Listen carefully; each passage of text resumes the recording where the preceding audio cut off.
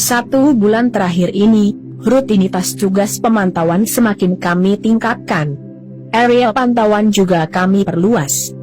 Biasanya, 10 bulan setelah melarikan diri ke Papua Nugini, para anggota KKB dan simpatisannya yang sudah terdaftar sebagai DPO, mulai mencoba untuk kembali ke kampung masing-masing. Mereka memanfaatkan pergantian personil TNI Polri non-organik, yang secara periodik akan berganti paling lama 9 bulan. Mereka berharap, personil TNI Polri yang baru ditugaskan, tidak dapat mengenali mereka. Setelah melewati perbatasan dan tiba di wilayah perkampungan, dalam beberapa hari, mereka akan bersembunyi 3-5 km dari pemukiman untuk memantau situasi. Mereka bersembunyi di kebun atau kandang ternak milik warga yang biasanya memang jauh dari pemukiman. Saat malam hari, mereka masuk ke pemukiman, dan keluar lagi sebelum pagi. Setelah yakin aman dan tidak dikenali aparat yang baru, mereka kemudian berbaur dengan keluarga dan lingkungan sekitar. Memang, untuk mengenali mereka dengan hanya berdasarkan foto atau gambar, sangat sulit. From wajah, kulit, rambut dan pakaian mereka, bagi yang belum biasa, terlihat hampir sama. Saya yang sudah ketiga kalinya ditugaskan di sini, juga masih sering salah mengenali mereka.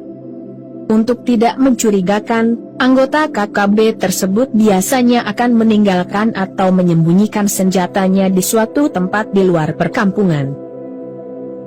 Sore itu sekitar pukul 17:30 WIT, tiba-tiba saja kami melihat 5 orang laki-laki muncul dari semak-semak, kemudian berjalan menuju perkampungan warga. Dari teleskop, terlihat tak satu pun di antara mereka yang memegang senjata. Dari cara mereka berjalan yang sangat cepat dan tidak wajar, saya mencurigai mereka sebagai anggota KKB atau simpatisannya. 30 menit kemudian, karena sudah mulai gelap dan berkabut, mereka pun menghilang dari pantauan kami, sekitar 200 meter sebelum pemukiman warga.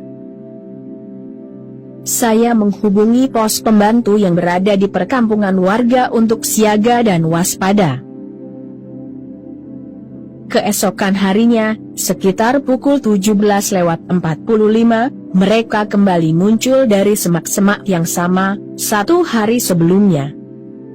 Namun kali ini, mereka terlihat membawa beberapa bungkusan kecil dan ransel. Mereka berjalan ke arah perkampungan yang sama. Pukul 16 WIT, kami sudah mengambil posisi di semak-semak, sekitar 30 meter dari jalan tikus, di mana mereka muncul kemarin. Sampai pukul 18 WIT, mereka tidak juga muncul. Mereka mungkin sudah merasa aman bersama warga, dan tidak lagi kembali ke sini sebelum pagi. Hari keempat sekitar pukul 10 WIT, kami melakukan penyisiran di sekitar lokasi munculnya KKB. Setelah menelusuri jalan tikus, akhirnya kami menemukan 1 buah kandang babi yang kelihatannya sudah lama tidak digunakan. Di sekitar kandang, ada beberapa puntung sisa sigaret bermerek luar dan bekas api unggun. Kelima anggota KKB tersebut pasti sebelumnya bersembunyi di sini setelah keluar dari Papua Nugini. Kami melakukan penyisiran untuk mencari senjata.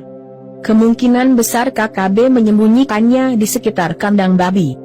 Sekeliling kandang sudah kami geledah, namun senjata belum juga kami temukan. Saya tetap yakin, senjata mereka pasti disembunyikan di sekitar kandang. Saya sisir lagi lebih teliti. Saya curiga melihat sebongkah batu yang berukuran kira-kira 50 cm persegi, yang posisinya 1 meter di belakang kandang. Walau posisi letaknya sedikit tertanam ke dalam tanah layaknya alami, saya melihat beberapa rumput di bagian bawah rusak karena terhimpit batu. Kami coba untuk menggeser batu. Ternyata cukup berat. Dengan 4 personil, akhirnya bongkahan batu berhasil kami geser. Apa yang saya duga, terbukti. Di bawah batu ada lubang yang berisi bungkusan plastik hitam yang memanjang ke bawah.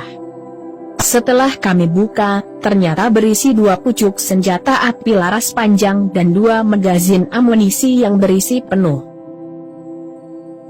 Bongkahan batu kami geser ke posisi semula. Kemudian kami kembali ke pos pemantauan. Setelah menunggu 2 hari, apa yang kami tunggu-tunggu, muncul. 4 orang laki-laki terlihat keluar dari arah perkampungan. Mungkin mereka datang untuk memastikan senjata mereka aman. Dengan gerakan super cepat, kami berlari menuju kandang babi. Kami bersembunyi sekitar 20 meter di belakang kandang. 10 menit kemudian, anggota KKB pun sampai dan menggeser batu. Saat bersamaan, kami pun menyergap mereka. Setelah kami hubungi melalui radio, 1 jam kemudian, personil Satgas dari kepolisian tiba di lokasi dan memboyong ke-4 anggota KKB untuk mempertanggungjawabkan perbuatannya. 2 dari anggota KKB tersebut ternyata terlibat langsung dalam peristiwa pembunuhan prajurit TNI dan warga masyarakat 10 bulan yang lalu.